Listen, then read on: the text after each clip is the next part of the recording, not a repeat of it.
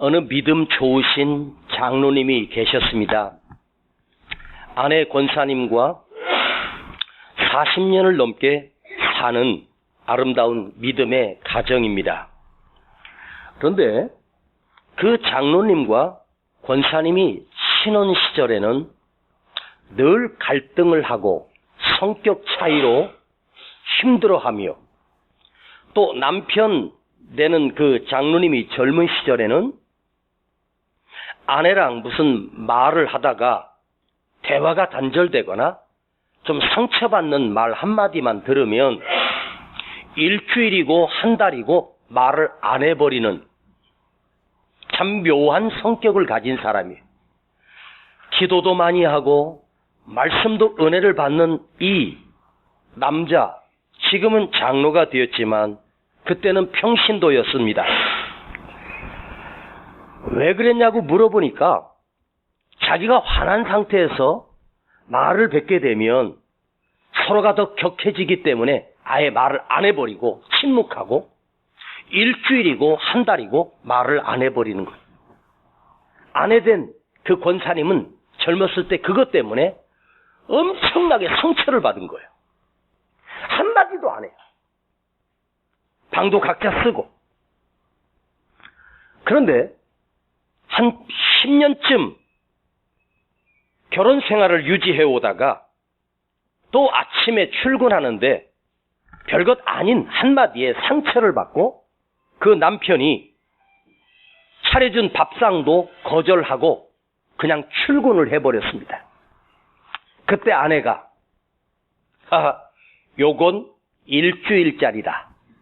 요건 일주일 간다. 생각을 했습니다.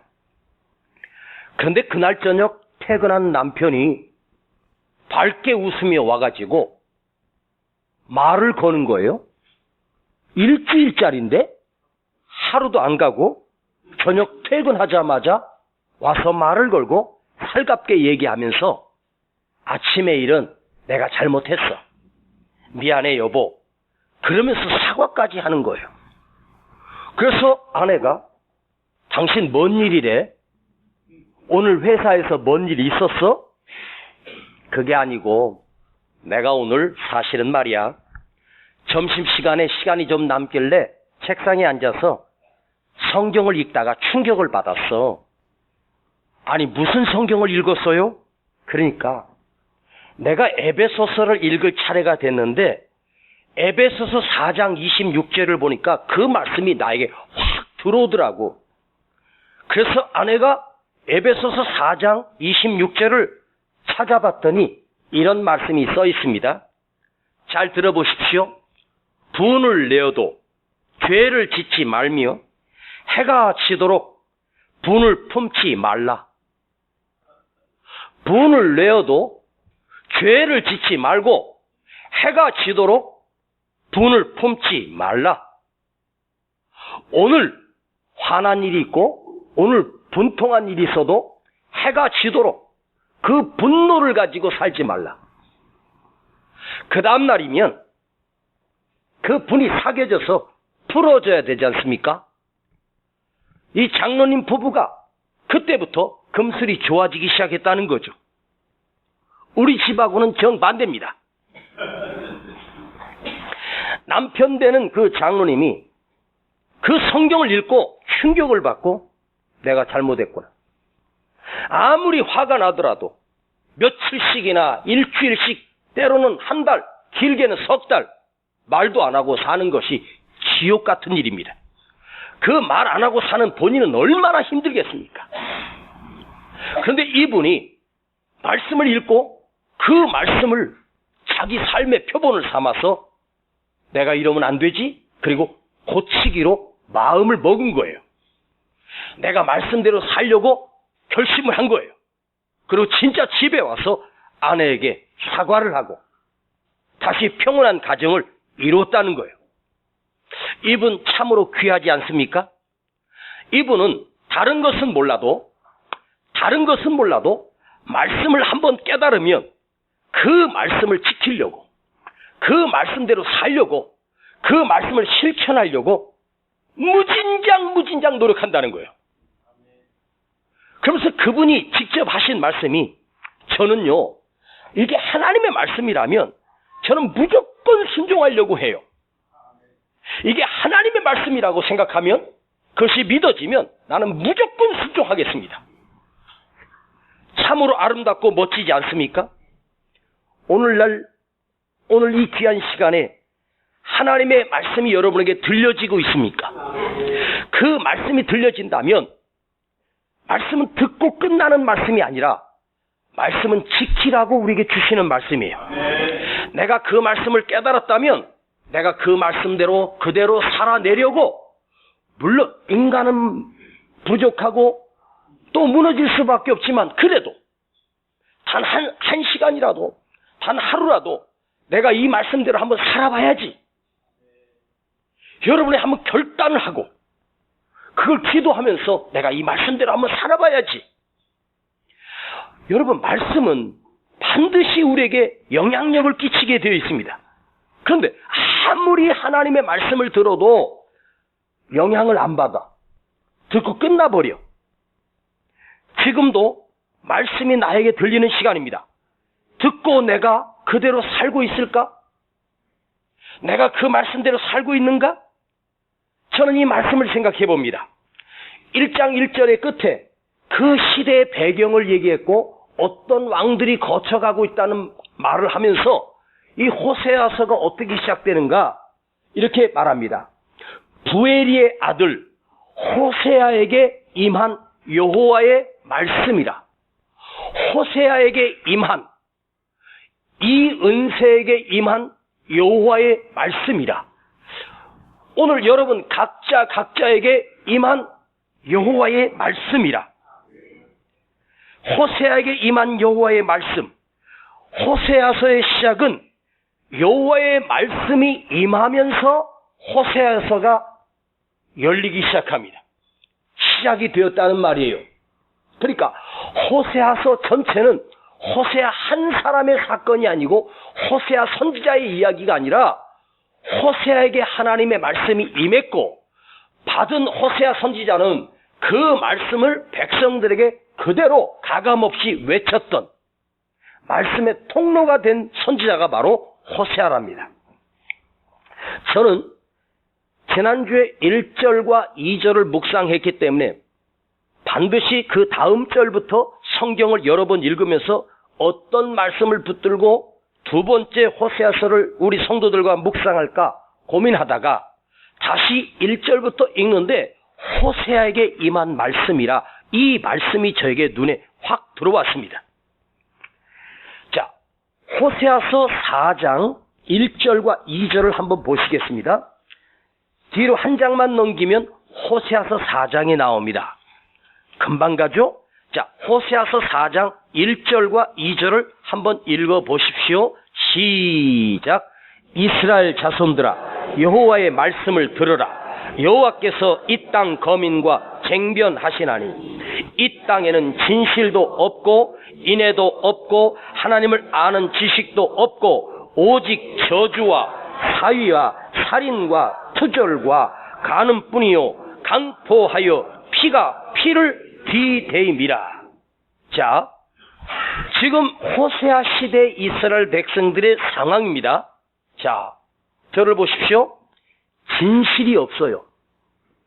정직함이 사라졌어요. 사랑은 메말라 버렸습니다. 하나님 자체도 계시지 않습니다. 오직 저주를 붓고 속임과 사기와 살인과 도둑질과 간음과 포악하여 피가 피를 부르는 그런 악하고 악한 시대입니다.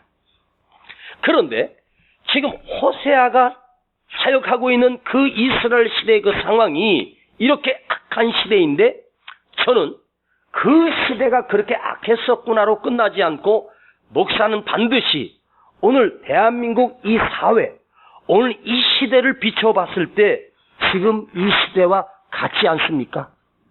매일매일 살인이 일어나고 아내가 이미 이혼한 남편이 그래도 친아들을 보겠다고 왔는데 수면제를 먹이고 그 남편을 죽이고 그 남편을 토막을 살인해서 바다에다 버렸는데 시신 하나 찾을 길이 없습니다.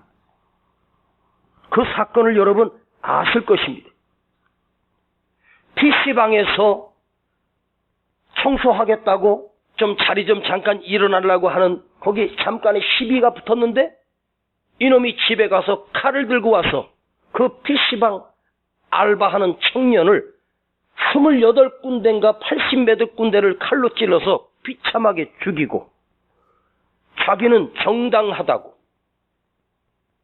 얼마 전 어느 여관에서 그 여관에서 손님을 맞대하는 그 남자가 손님과 무슨 시비가 붙어서 자기 승질 난다고 비상치를 가지고 그 방에 새벽에 들어가서 망치로 벽돌로 자고 있는 그 손님의 머리를 내쳐서 토막을 내서 한강에 버렸습니다.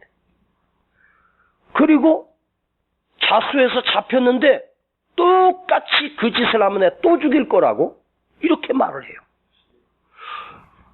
우리와 똑같은 인간인데 한 시대를 살아가고 있는 사람인데 이렇게 악해져 버린 이런 시대를 우리가 살아가고 있습니다.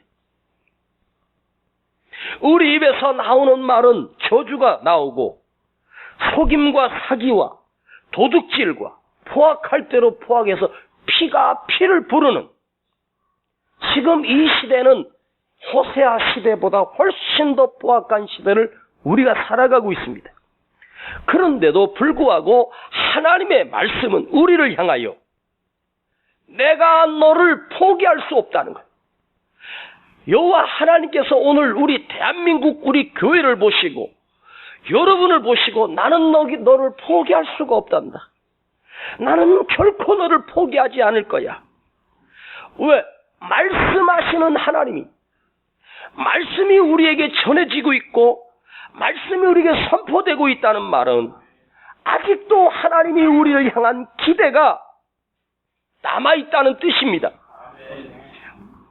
자, 구약시대에는 선지자들이 활동하는 선지자 시대였습니다.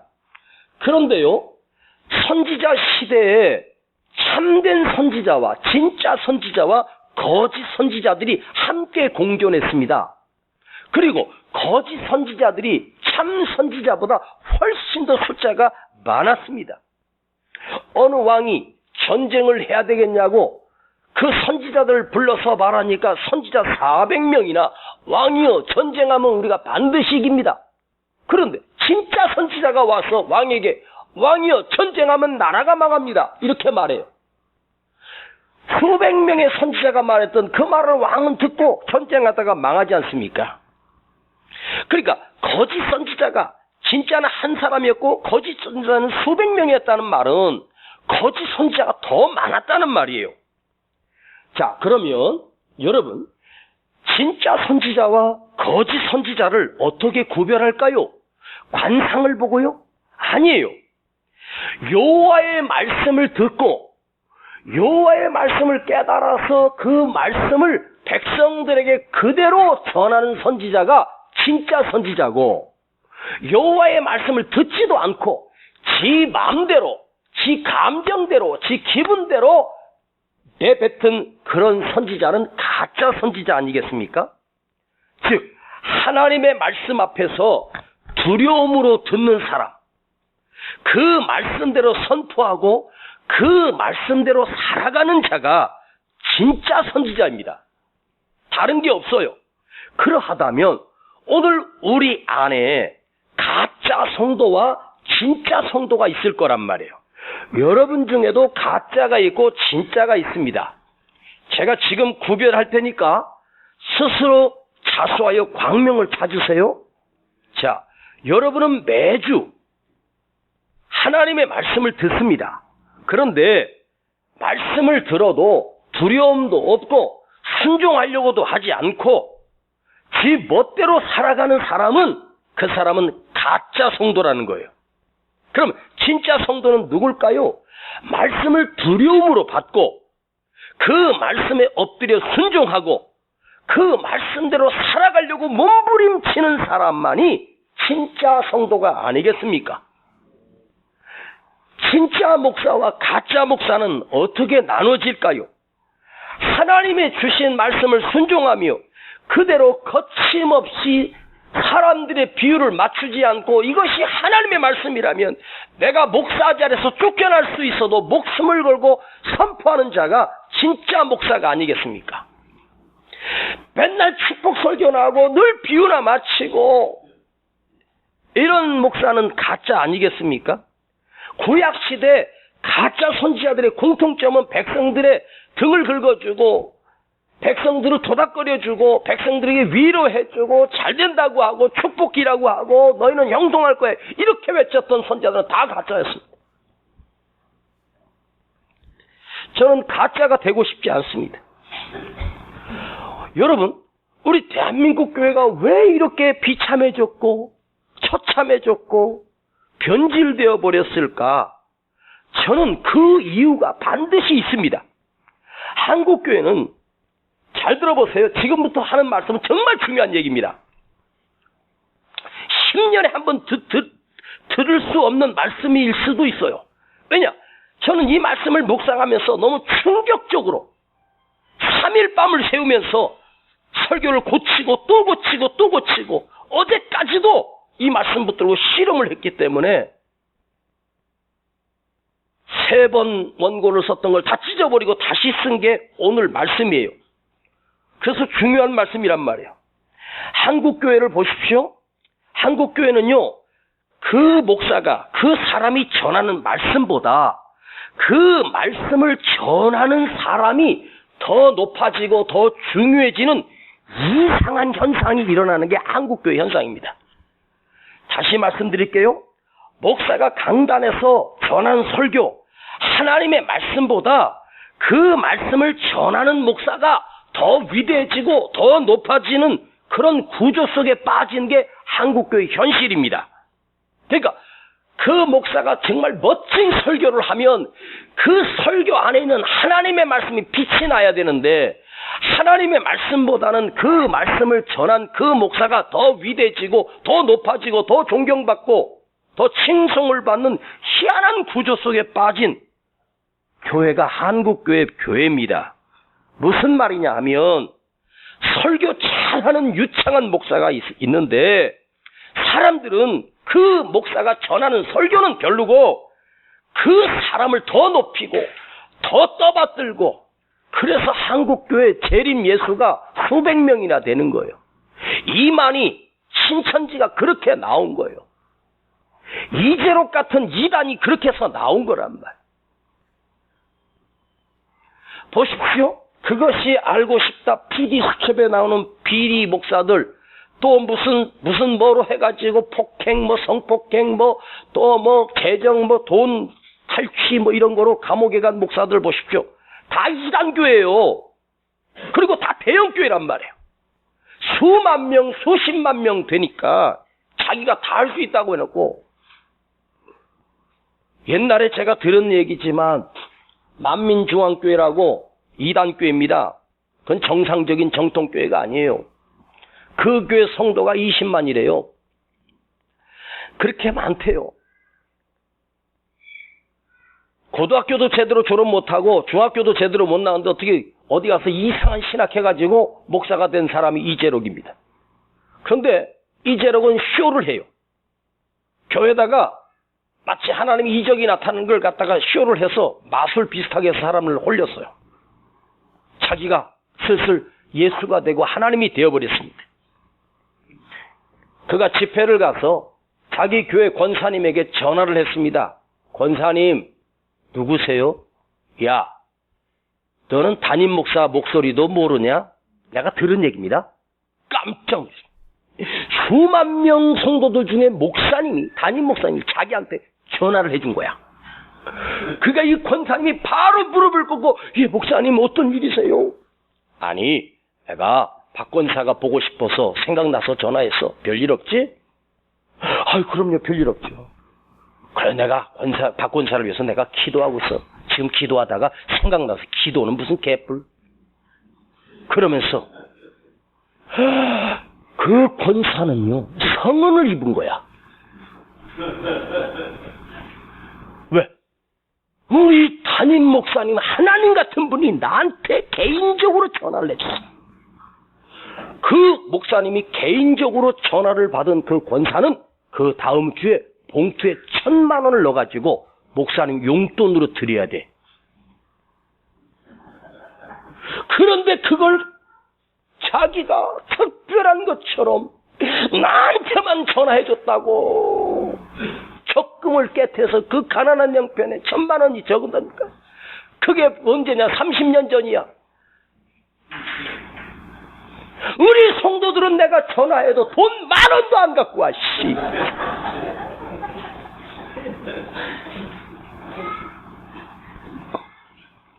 자, 왜 그럴까요? 그가 전하는 하나님의 말씀은 다 없고 사람만 남은 거야, 사람만.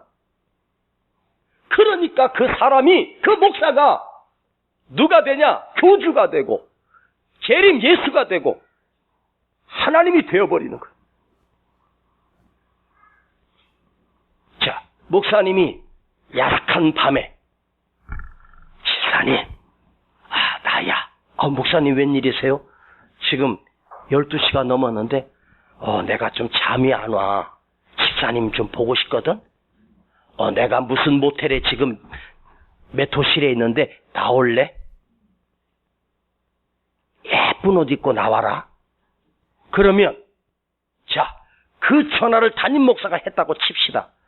그러면 그래도 주의 종인데 나를 부른 이유는 특별한 이유가 있겠지. 나를 특별히 기도해 주려고 부른 거야.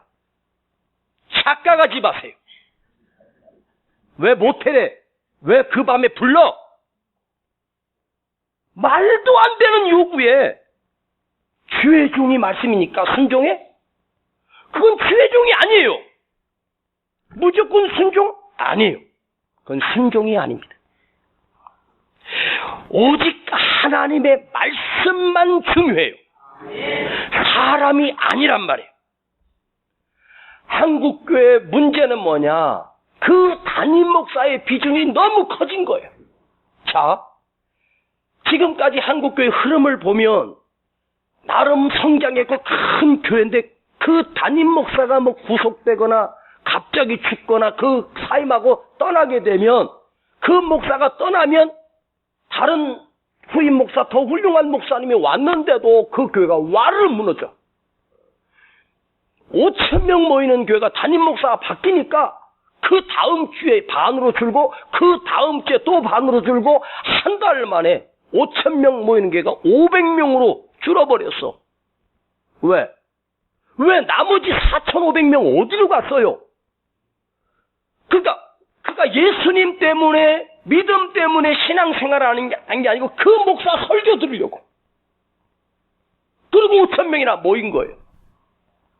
지금도 한국교회가 어디로 이동하냐? 설교 잘하는 목사 교회로 이동을 하고 있는 거야. 나는 설교 이렇게 개떡같이 하니까 안 모이잖아.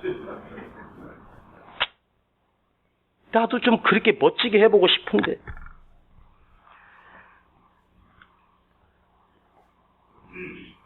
좀 심한 얘기지만 지금 한국교회 한국기독교 총연합회 회장이라고 하는 자리에 올라와 있는 어떤 목사님이 그 목회자들 수백 명 앉혀놓고 목회자 세미나를 할 때 나온 이야기입니다. 물론 농담 비슷하게 하면서 웃으라고 하는 얘기였는데 나는 그 말이 농담이라도 너무 심하다. 자, 그래서 그 목사 별명이 뭐냐면 빤스 목사입니다. 들어보셨을 겁니다. 그 목사가 그 목사들 수백 명 앉혀놓고 세미나 하면서 하는 얘기가 성도 중에 누가 내 양이냐 남의 양이냐를 알아보는 방법이 있대요. 여자 집사를 자기 목욕실로 불러서 야, 너 바지 벗어봐. 네? 너 빤스 한번 벗어봐. 그러면 그 목사가 빤스 벗으라고 하는 그 말에 그 여자 성도가 빤스를 내리면 진짜 내 양이고 빤스를 안 내리면 남의 양이래네. 그 말이 일파만파가 돼가지고 한국교회가 시끄러웠습니다. 그게 농담이라고 해도 농담을 할 얘기입니까? 어떻게 목사가 불렀는데 빤스를 내리라면 빤스를 벗는 사람이 어디 있겠어요? 이 말도 안 되는. 그런데 제가 그 교회에서 전도사로 사역하고 있는 젊은 전도사를 내가 만나서 얘기를 들어보니까 나 웃기는 얘기예요. 그 목사가 자기 교회에서 얼마나 비중이 큰지, 근데 그 전도사 말은 자기 목사님을 무지무지하게 높이는 거야. 내 옆에 있는데 짜증이 날 정도로 엄청난 권세가 있고, 우리 목사님은 걔네가 진짜 대단한가 보다서 그 목사님이 집회 한번 일부러 참석해서 한번 들어봤어요. 솔직한 내 느낌으로는 별거 없어. 그런데 우리 목사님 그 교회는요, 목사님이 장로고 권사고 한마디만 하면 그냥 벌벌벌 떨고 그 말대로 막 설설설설 기면서 그렇게 신앙생활 한대요. 그 우리 목사님은 카리스마가 강해서, 여러분, 목사가 무슨 카리스마야? 지가 무슨 권세가 있어? 아무것도 아닌데 오직 설교하는 것만 맡은 것뿐이요. 안 그렇습니까? 그런데 무조건 우리 목사님. 자, 그렇게 성도들이 자기 목사님을 높이면서 한국교회가 이렇게 변질이 되어버렸어요. 자, 여러분, 제가 성전 건축을 하다가 빚이 좀 졌어요. 너무 힘들어. 그래서 우리 장로님들 부르고 안수집사 몇 명을 불러가지고, 야, 니들 말이야, 교회 힘든 거 알지? 예. 지금 당장 가서 집문서 들고 와. 알겠습니다. 그거 바쳐라. 예, 바치겠습니다. 그러면 목사가 교회 건축하다 힘들다고 집문서 갖고 오란다고 집문서 바치는 게 이게 순종이에요? 나는 어떻게 살라고? 그거 집 한 채 들고 지금 살고 있고 전세로 월세로 겨우 살고 있는데 그 보증금 다 바치면 나는 어떻게, 우리 가족은 어떻게 살라고? 그게 아니에요. 그걸 들고 오는 게 이상한 거지. 시키는 목사도 웃기는 거고, 그건 신앙도 믿음도 아닙니다. 여러분, 제가 아무리 설교를 멋지게 하고 아무리 오묘한 말씀을 전한다고 해도 사람인 저를 보지 말고 하나님의 말씀만 보고 하나님의 말씀만 들으십시오. 그가 설교를 유창하게 한다고 해서 그 목사 수준이 그 수준이 아니에요. 제가 오늘 설교를 멋지게 한다고 그래서 제 수준이 아니란 말이에요. 나도 똑같은 인간이고 나도 똑같이 부족하고 나도 똑같이 무너질 수밖에 없는 부족한 사람이에요. 목사는 오직 하나님의 말씀을 맡아서 전하는 통로일 뿐이지 내가 하나님이 아니란 말이에요. 근데 한국교회는 목사가 하나님까지 올라갔어. 그래서 이게 병폐가 된 거예요. 아셨습니까? 전하는 사람을 보지 말고 그가 전하는 말씀만 보란 말이에요. 그 말씀이 하나님의 말씀이라면 그 말씀이 나를 살리고 그 말씀이 나를 회복시키는 거예요. 이 말씀을 묵상하는데 사도행전에 사도 바울이 에베소 교회를 3년이나 목회하고, 그러니까 바울의 여정 가운데 3년 이상 머물렀던 교회가 유일하게 에베소 교회예요. 3년 동안이야. 그가 길어봐야 3개월, 6개월 목회한 교회가 많은데 그게 세워놓고 떠나고 세워놓고 떠났던 바울이 이상하게도 에베소 교회는 3년이나 오랫동안 목회했어요. 네. 그런데 사도 바울이 그 에베소 교회를 떠나면서 그 3년 동안 정들었던 성도들에게 마지막으로 부탁한 말씀이 있습니다. 그게 사도행전 20장 32절입니다. 나중에 읽어보세요. 제가 지금 읽어드리겠습니다. 잘 들어보십시오. 지금 내가 너희를 주와 및 그 은혜의 말씀께 부탁하노니 그 말씀이 너희를 능히 든든히 세우사 거룩해 하심을 믿노라. 자, 바울이 교회를 떠나면서 그 성도들에게 너희가 후임자를 잘 세워야 된다. 나 바울보다 더 훌륭한 목사님이 올 거야. 걱정하지 마. 이렇게 말하지 않았어요. 내가 지금까지 설교했던 거 잊지 말고 나 바울을 잊으면 안 돼. 이 은혜를 잊으면 안 돼. 그런 말이 단 한마디도 없어. 주의 말씀께 부탁하노니 그 말씀이 능히 너희를 세울 거야. 하나님의 말씀만이 너희를 세울 것이니까 너희는 말씀만 붙들고 살아. 나 바울을 잊어라. 쉬운 성경에 보니까 나는 이제 하나님과 그 은혜의 말씀에 여러분을 맡깁니다. 여러분을 하나님의 말씀에 맡기고 갑니다. 말씀이 이 교회를 세울 것이고 말씀이 성도들을 살릴 것입니다. 아셨습니까? 나를 잊지 말아다오. 내가 3년 동안이나 너희에게 눈물로 기도하며 눈물로 목회했잖아. 내가 수고했던 것을 기억해다오. 이러지 않았어. 내가 했던 말씀들 그 설교들을 잘 기억해라도 하잖아. 내가 말씀했던 그것을 순종하라고 말하지 않았습니다. 오직 하나님의 말씀에 맡기고 그 말씀만이 너희를 든든히 세워갈 것이며 그 말씀만이 너희를 반드시 세울 것이라. 하나님의 말씀만 기억해라. 사도 바울의 확신은 뭐냐?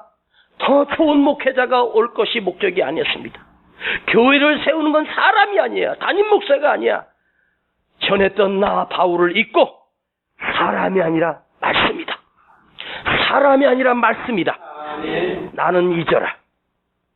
오늘 너에게 주는 말씀만 믿고 살아라. 그 말씀만 붙들고 살아라. 말씀이 너를 든든하게 세워간다. 사람이 아니야. 말씀이야. 목사가 아니야. 말씀이야. 여러분의 담임 목사는 지금 설교하고 있는 이은세 목사입니다. 여러분이 이은세 목사를 사랑하고 이은세 목사를 존경하는 것까지는 귀한 일입니다. 그러나 말씀보다 더 위에 두면 안 돼. 말씀과 나는 비교할 수 없는 거예요. 하나님의 말씀만 귀하게 여겨. 그 말씀만 붙들고 살아야 돼. 할렐루야. 호세아서를 통해서 주시는 하나님의 말씀, 그 말씀에는 놀라운 균형이 있는데 그것은 뭐냐면 하나님이 우리에게 주시는 말씀은 하나님이 오늘 우리에게 주시는 말씀은 그 말씀을 나에게 주셨다면 그 말씀은 반드시 나에게 새로운 기회를 허락하시는 거예요. 다시 기회를 주시는 거예요. 오늘 여러분에게 하나님 말씀을 주시는 이유는 무엇일까? 너 다시 일어날 수 있어. 너 다시 회복될 수 있어. 내가 너를 용서하는 거야. 그래도 내가 너를 붙들고 있어. 그래도 내가 너를 사랑하는 거야. 하나님이 또다시 기회를 주시는 놀라운 말씀입니다. 호세아서 14장 1절인데요. 찾지 마십시오. 자, 이스라엘아, 내 여호와 하나님께로 돌아오라. 너는 말씀을 가지고 나에게 돌아오라. 하나님이 이스라엘 백성들에게 주시는 말씀은 내 백성아, 내 사랑하는 자야, 너는 말씀을 가지고 나에게 돌아오라. 말씀을 가지고 나에게 돌아오라. 하나님의 말씀을 가지고 돌아오라. 하나님의 말씀으로 다시 일어나라. 하나님의 말씀으로 바르게 살아라. 하나님의 말씀으로 우상을 버려라. 하나님의 말씀으로 회복되라는 거예요. 자, 여러분, 내가 지금 아무리 비참하고 아무리 힘들고 어려운 상황 속에 있다고 칩시다. 그런 분도 여기 계실 거예요. 그 속에 있다고 해도 내 귀에, 내 가슴에 여전히 하나님의 말씀이 들리고 있다는 것은 다시 살아날 수 있고 다시 일어날 수 있고 다시 회복될 수 있다는 하나님의 약속입니다. 할렐루야. 이명박 정부 시절에 이명박 대통령 다음으로 그 당시에 제2인자가 누구였냐면 바로 정두원이었습니다. 서울대 출신입니다. 정두원, 서울시 부시장까지 했던 사람을 이명박 대통령이 되면서 정두원을 자기 참모로 불렀습니다.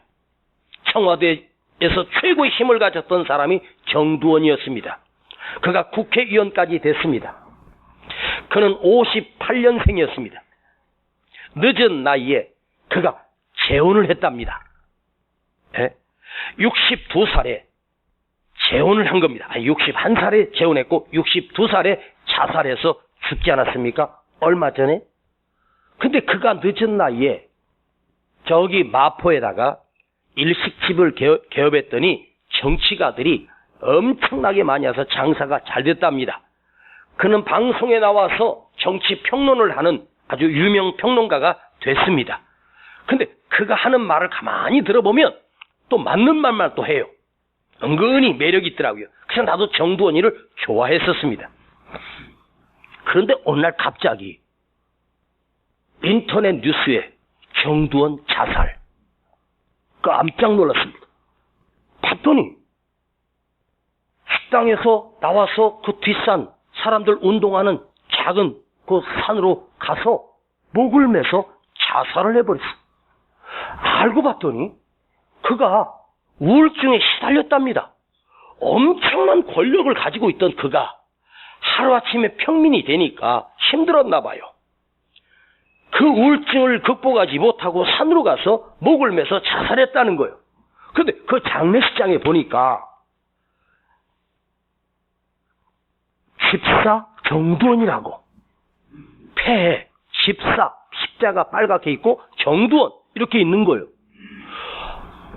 아니 자살한 사람들이 보면 절반이 십자가 누구, 성도 뭐 누구, 연예인들 그거 나올 때마다 나는 너무너무 가슴이 아픈 거예요. 아니 예수 믿는 사람이. 그런데 그가 산에 올라가는 그 입구에 있는 CCTV에 그 정두원 씨가 거기서 어쩔 줄 모르고 왔다 갔다 막 삶과 죽음 사이에서 고민하는 그 두려워하고 방황하는 모습이 그 CCTV에 잠깐 비춰졌습니다. 그런데 그렇게 갈등을 하다가 결국 그는 서성이다가 그 산으로 올라가서 결국은 목을 매서 자살로 끝을 맺었습니다. 그는 크리스찬이고 집사입니다. 그가 그 갈등하는 그 순간에 그 짧은 CCTV에 그 갈등하는 그 모습을 보고 있는데 제 생각에 그가 집사라면 신앙생활했고 그 전주에도 교회 나가서 그 목사님이 그 등을 토닥거려 주면서 집사님 힘내세요 그랬답니다. 그 전주에 그 정두원 집사가 그 교회에서 그 목사님을 통해서 어떤 말씀을 들었는지 나는 모릅니다. 그런데 그 죽음과 삶 사이에서 갈등하는 그 순간 들었던 내가 알고 있던 하나님의 말씀이 기억이 나고 하나님의 말씀이 내 안에서 작동이 되었다면 어떠했을까요? 죽음을 선택했을까요? 하나님의 말씀은 능력이 있어. 그 안에 능력으로 나타나 다시 일어날 수 있고 다시 회복될 수 있고 다시 시작할 수 있지 않겠습니까? 말씀은 능력이 있어요.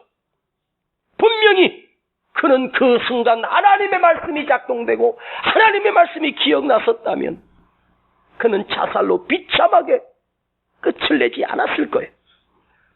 여러분 인생에 힘들고 어렵고 너무 고통스러울 때 결정적인 순간에 들었던 하나님의 말씀이 떠오를 수 있기를 축복합니다.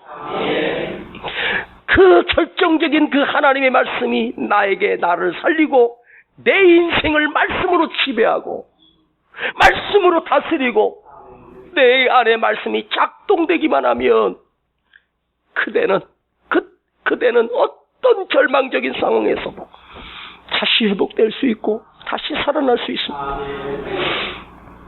아멘. 맞아요. 하나님의 말씀이 내 안에서 작동만 했다면 그 말씀이 나를 살리지 않습니까? 여러분, 우리 인생 가운데는요, 죄 안 짓고 사는 깨끗한 인생과 죄를 늘 지으면서 사는 더러운 인생으로 두 가지로 나눠지는 게 아닙니다. 죄 짓는 사람과 안 짓고 사는 사람으로 나눠지는 게 아니에요. 깨끗하고 더러운 사람으로 나눠지는 게 아니에요. 인간은 다 더러워요. 의인은 없나니 이 세상에 한 사람도 없어요.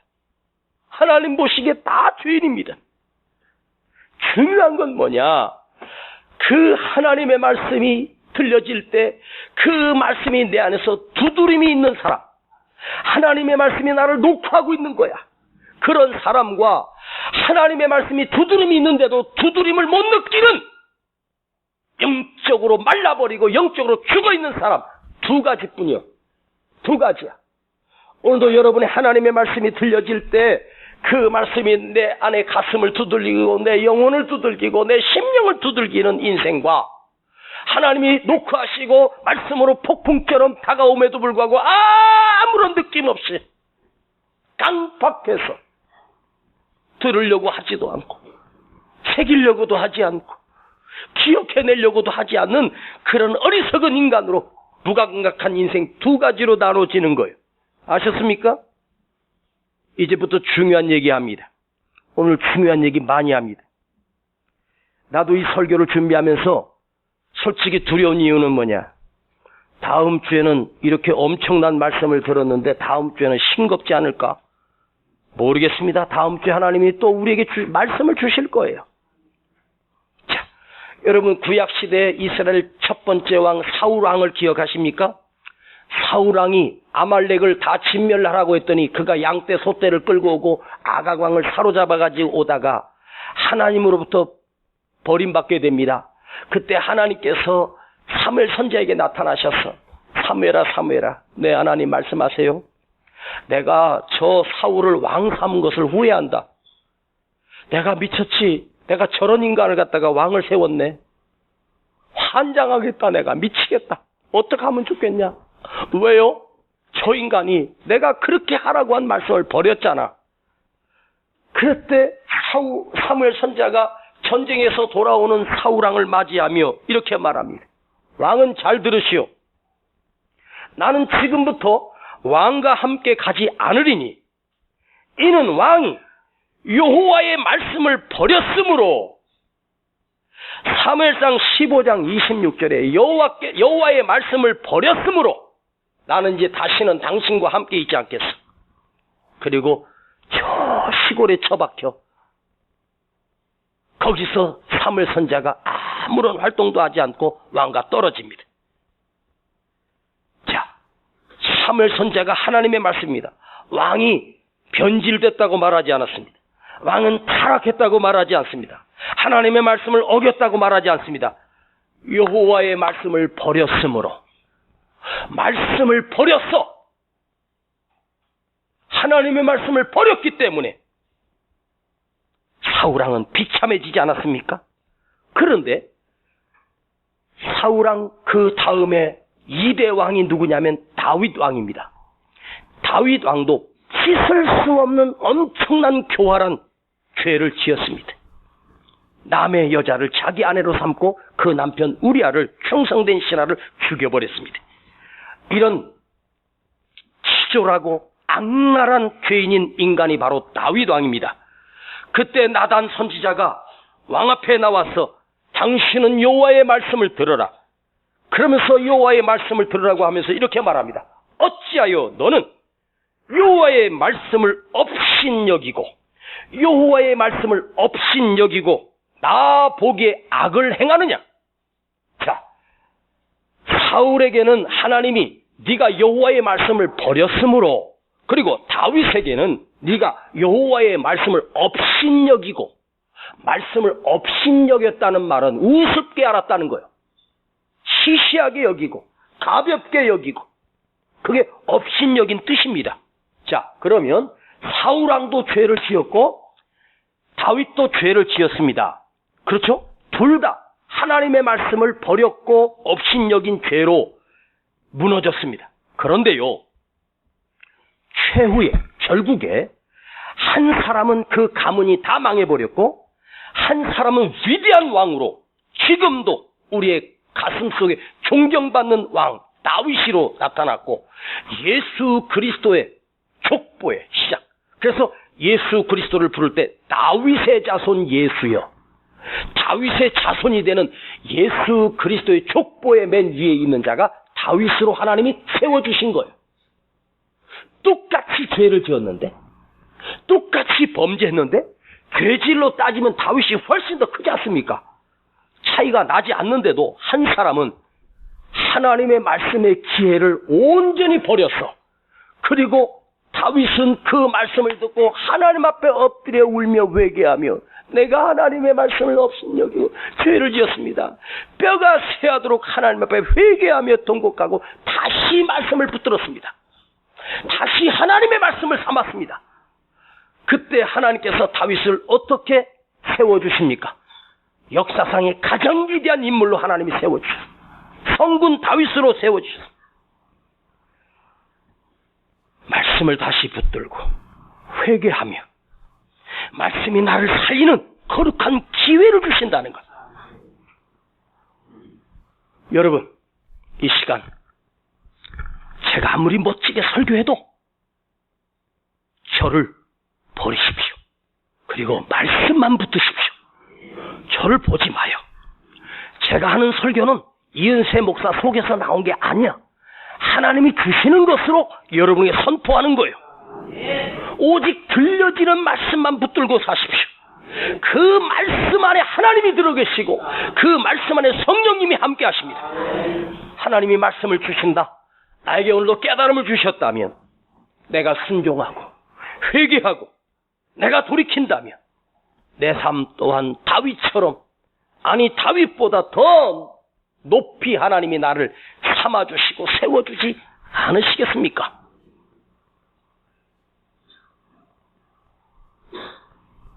기도합시다.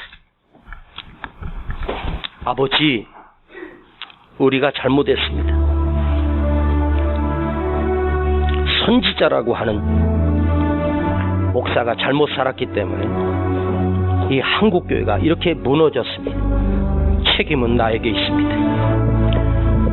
우리 성도들이 세상에 빛이 되지 못하고 소금이 되지 못하여 하나님의 말씀을 들음에도 불구하고 그 말씀을 버리고 살았으므로 교회가 망가졌습니다. 주님, 다시 말씀을 들어라. 하나님의 말씀이 들려진다는 것은 나를 버리지 아니하신 하나님의 약속입니다. 주여, 오늘 이 말씀을 붙들고 다시 말씀을 사모하고 그 말씀대로 살고 그 말씀대로 순종할 수 있는 은혜와 능력을 우리에게 허락하여 주시옵소서. 주님, 다시 말씀으로 돌아갑니다. 오직 말씀 앞에서 살기를 원하며 그 말씀에 내 생명을 걸고 그 말씀에 내 인생을 걸고 말씀대로 살기를 결단합니다. 사람이 아니라 말씀입니다. 말씀만이 나를 살릴 수 있습니다. 주여, 이 말씀을 붙들고 사는 우리 모두가 되기를 간절히 원합니다. 예수님의 이름으로 기도하옵나이다. 아멘. 말씀 앞에서 경외함으로 주께 홀로 섭니다. 생명의 말씀 읽고 순종해 주를 예배합니다. 한 번 더 말씀 앞에서 경외함으로 주께 홀로 섭니다. 생명의 말씀 읽고 순종해 주를 예배합니다. 우리 시간 먼저 하나님께 예물 드리십시다. 기록된 말씀 힘이 있어서 진리로 우릴 거룩해 하며 거룩한 말씀 세세 영원히 복음이 되어 말씀하시네. 하나님 말씀에 두려워 떠는 자, 그 말씀에 생명을 거는 자 한 사람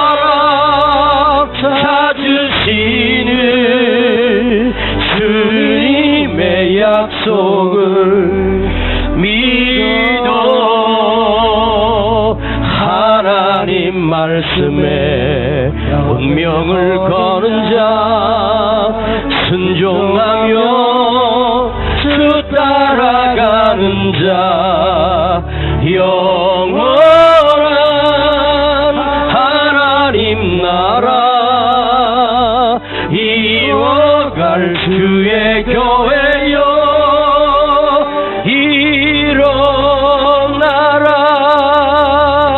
일어나라. 말씀 앞에서 경외함으로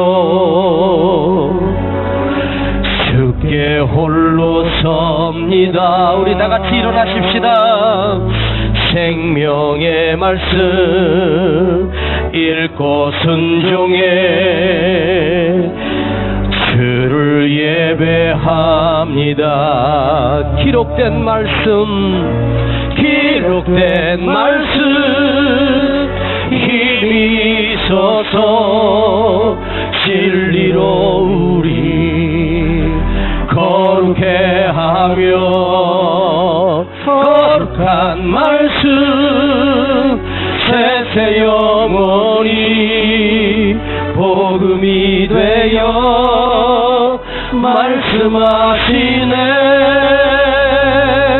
하나님 말씀에 두려워 떠는 자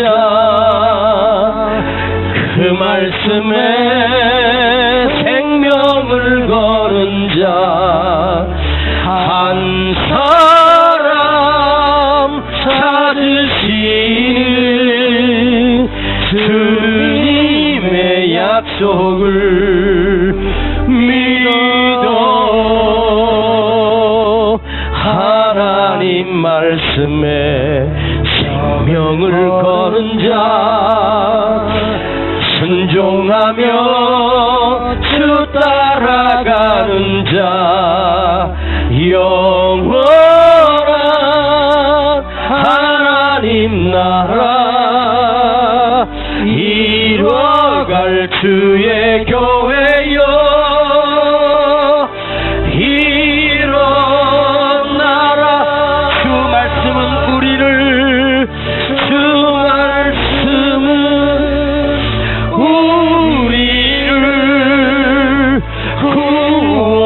구원에 이르는 지혜이니 목숨과 내 뜻 다해 그 말씀에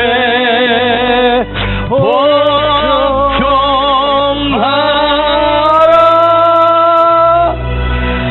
하나님 말씀에 두려워 떠는 자 그 말씀에 생명을 거는 자 한 사람 찾으시는 주님의 약속을 믿어 하나님 말씀에 운명을 거는 자 순종하며 주 따라가는 자 영원한 하나님 나라 이뤄갈 주의 교회여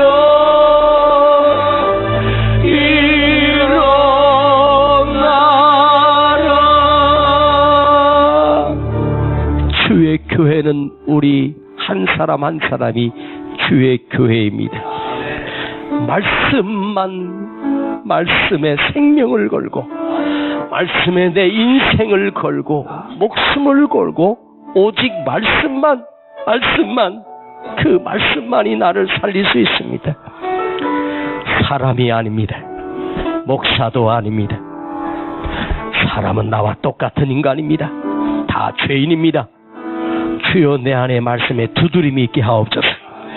주여 내 말씀에 충격으로 다가오게 하시고 이제 그 말씀만 붙들고 살기를 원합니다.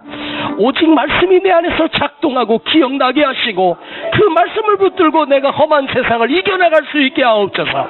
주여, 내 삶 가운데 하나님의 말씀이 작동하게 하옵소서. 하나님의 말씀이 기억나게 하옵소서. 주여 부르고 기도합니다. 주여, 아버지, 오늘 말씀만이 나를 살릴 수 있습니다. 오직 이 말씀만이 나의 생명이요, 말씀이 내 생명입니다. 말씀이 나의 힘이요 능력입니다. 아버지, 내 삶 가운데 하나님의 말씀이 생각나고 하나님의 말씀이 기억나고 작동하게 하여 주시고, 죄를 지었어도 다시 말씀을 붙들고 그 말씀을 몸부림치며 살아가는 나의 삶이 되게 하여 주시옵소서. 주님, 용서해 주세요. 아버지, 긍휼히 여겨주세요. 아버지, 불쌍히 여겨주세요. 이제 사람이 아니라 말씀만 붙들고 말씀만 따라갈 수 있는 나의 삶이 되게 하여 주시옵소서. 역사하여 주시옵소서. 아버지, 도와주옵소서. 주님, 도와주세요. 역사하여 주시옵소서. 아버지, 여기 예물 드립니다. 주님, 받으시고 연락하여 주세요. 우리 성도들 삶 한가운데 언제나 하나님의 말씀이 생각나고 기억나며 그 말씀이 내 안에서 작동하게 하시고 그 말씀의 능력으로 살아가기를 원합니다. 주여, 오늘도 이 말씀을 붙들고 돌아가는 우리 성도들을 주의 말씀이 따라다닐 수 있도록 은혜를 부어 주시옵소서. 지금은 우리 구주 예수 그리스도의 은혜와 아버지 하나님의 극진하신 사랑하심과 성령님의 감화감동 충만 내지 교통하심이 어떤 삶의 한가운데서 하나님의 말씀이 작동하고 하나님의 말씀이 기억나는 삶을 살기를 원하며 돌아가는 우리 모든 성도들 그 머리 위에, 가정 위에, 그 자녀 위에, 또한 그 기업 위에 이제로부터 영원토록 함께 계실지어다. 아멘.